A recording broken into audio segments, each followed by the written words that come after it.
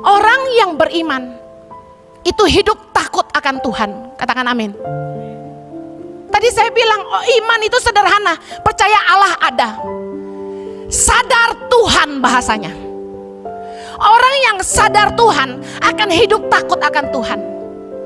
Kenapa banyak orang Kristen tidak takut Tuhan? Karena dia pikir dia tinggalin Tuhan di gereja hari Minggu. Senin sampai Sabtu dia jalani hidup dia dengan caranya sendiri, maunya sendiri, dengan penuh kejahatan, iri hati. Karena dia pikir Tuhan tidak tahu. Orang yang beriman sederhana begini, dia punya kesadaran akan Tuhan, bahwa Tuhan ada di mana-mana dan Tuhan melihat semuanya. Orang yang beriman itu hidup takut akan Tuhan, dia jaga hidupnya. Dia nggak ambil kesenangan dosa. Dia tahu itu enak tapi dia nggak ambil.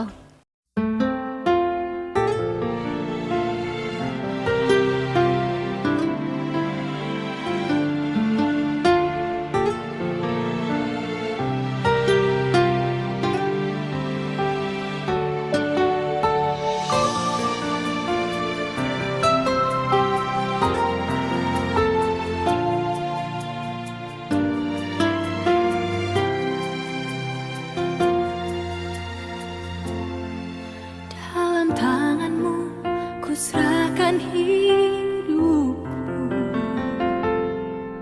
ku taruh penuh harapku padamu. Kemenanganku hanya ada di dalam janjimu. Engkaulah Tuhan pemilik hidupku. Dalam tanganmu ku serahkan hidupku, ku taruh penuh harapku padamu. Kemenanganku hanya ada di dalam janjimu. Engkaulah Tuhan pemilik hidupku. Semua yang terjadi dalam hidupku, semuanya atas seizin dirimu. Semuanya indah dalam rencanamu, sebab ku tahu kau pemilik hidupku.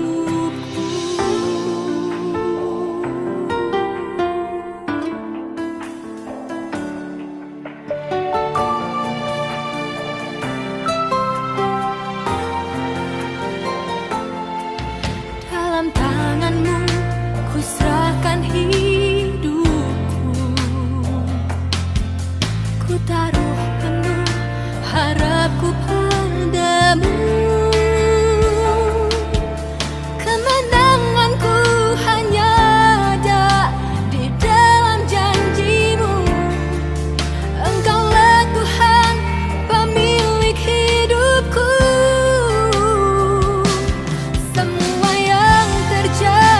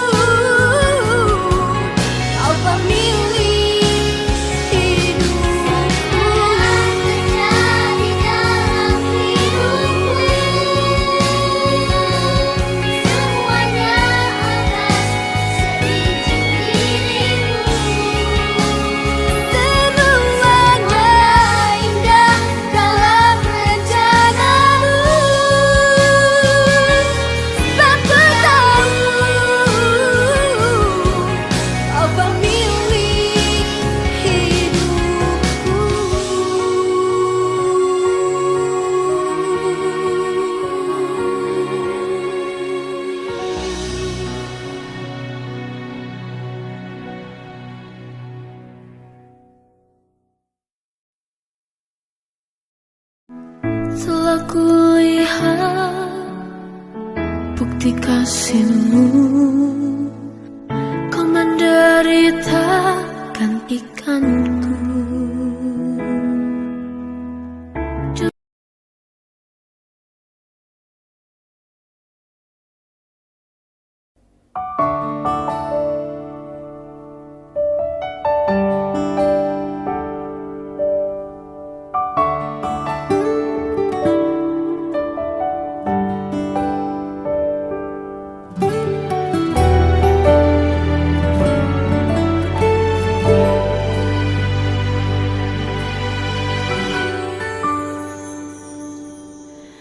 Ada Yesus yang selalu peduli. Ada Yesus yang selalu mengerti. Dia buktikan dengan cinta. Dia berikan nyawanya bagi kita.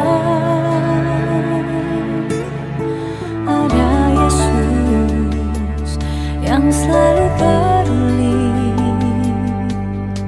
Ada Yesus yang selalu mengerti. Dia buktikan dengan cinta. Dia berikan nyawanya bagi kita. Oh Yesus mati bagiku, memberikan nyawa-Mu bagi hidupku. Darah-Mu tebus dosaku, hidupku menjadi yang baru.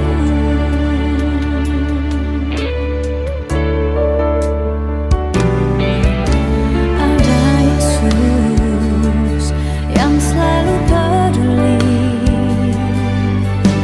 Ada Yesus yang selalu mengerti.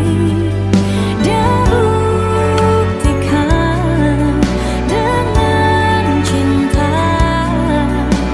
Dia berikan nyawanya bagi kita.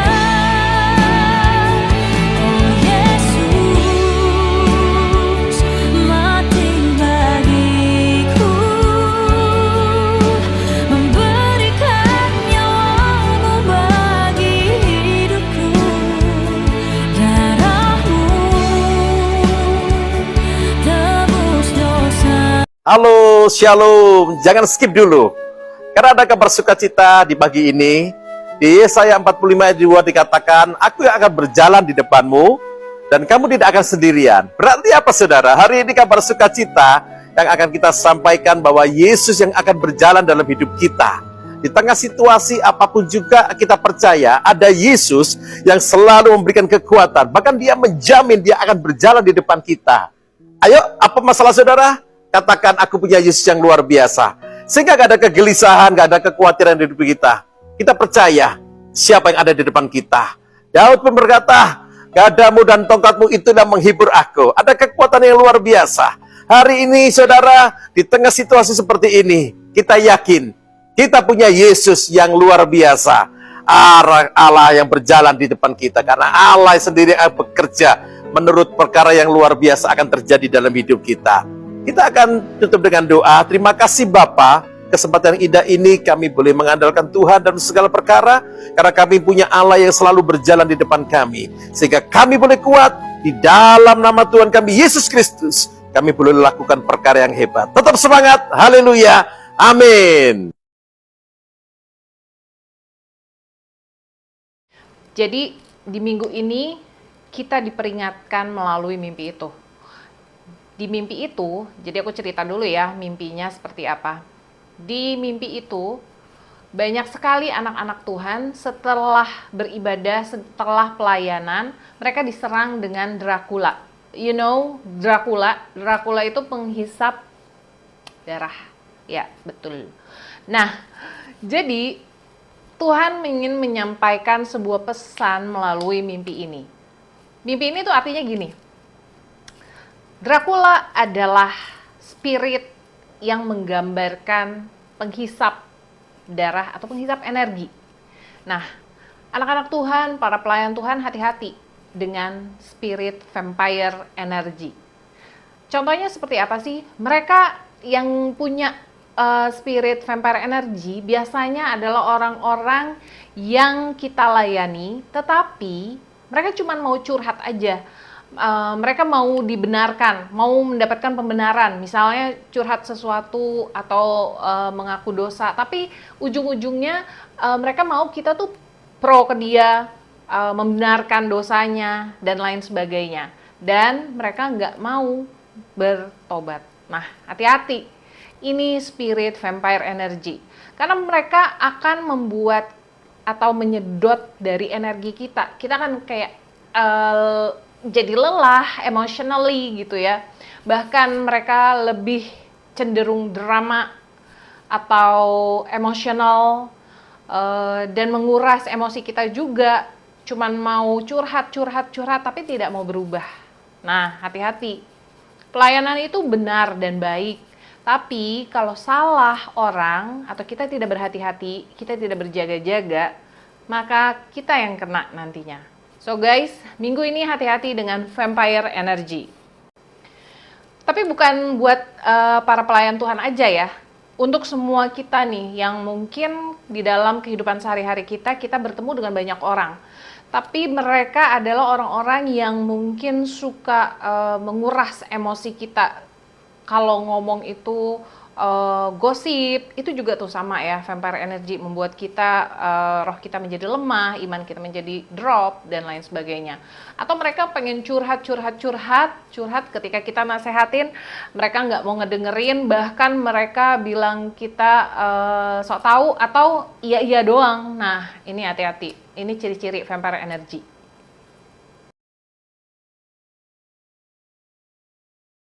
Ingat, cita-cita kita bukan menjadi gereja yang besar, tapi menjadi gereja yang benar.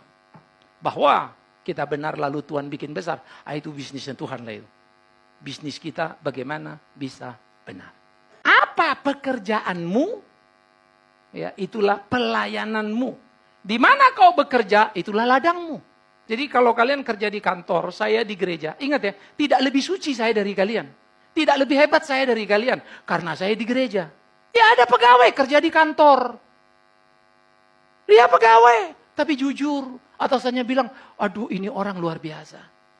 Maka saya lebih respect pada pekerja yang dikenal sebagai pekerja baik dan benar. Daripada pendeta bengkok. Tuhan pun tidak suka ngeliat begitu. Jangan kalian pikir, kami pendeta ini lebih suci dan lebih baik dari kalian. Belum tentu itu. Ya. Jadi jangan juga kaget. Kalau kalian nyampe surga, tahu-tahu aku tidak kalian cari-cari, nggak ketemu. Ya, tidak usah susul. Tapi aku akan berkelahi. Masa iya kau masuk surga, aku enggak. Wah gitu loh. Jadi aku akan berusaha hidup benar dan baik dong. Loh, kan itu kompetisi kita kan. Kau di kerjaanmu, aku di pelayananku. Itulah kami. Tapi tidak berarti karena jabatan kami lebih baik. Saya tidak suka pakai ayat, jangan utak-atik orang yang diurapi Tuhan. Jangan utak-atik hamba Tuhan. Betul, kalau hamba itu benar. Tapi kalau nggak benar, itu bukan hamba Tuhan, hamba hantu itu. Jadi hamba Tuhan bukan karena jabatan, kualitas hidupnya. Engkau hamba Tuhan, yang dipercayakan Tuhan di kantor. Kau hamba Tuhan, yang dipercayakan Tuhan pemilik kantor. Kau hamba Tuhan, dipercayakan Tuhan sebagai profesional. Kau pelayan Tuhan, dipercayakan sebagai pendeta. Lewi itu dikhususkan untuk melayani Tuhan. Tidak dapat tanah pusaka itu.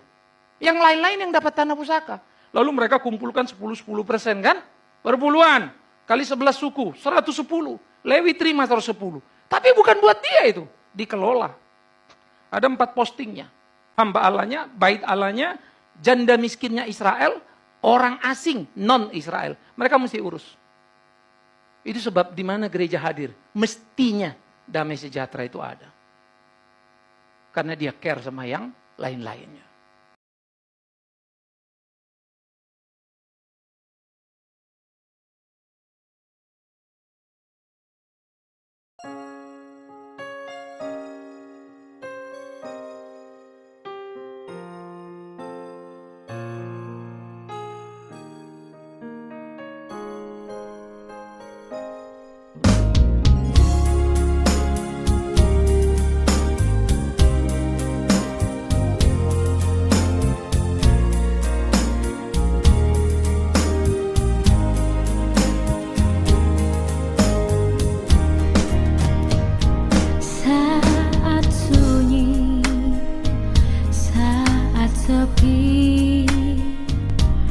Ku merenung nasib ini, sesungguhnya hidup ini tak berarti tanpa salib Tuhan bersamaku. Sungguh aku menyesali akan hidupku begini. Ku abaikan kasih setiamu, hidup dalam dosa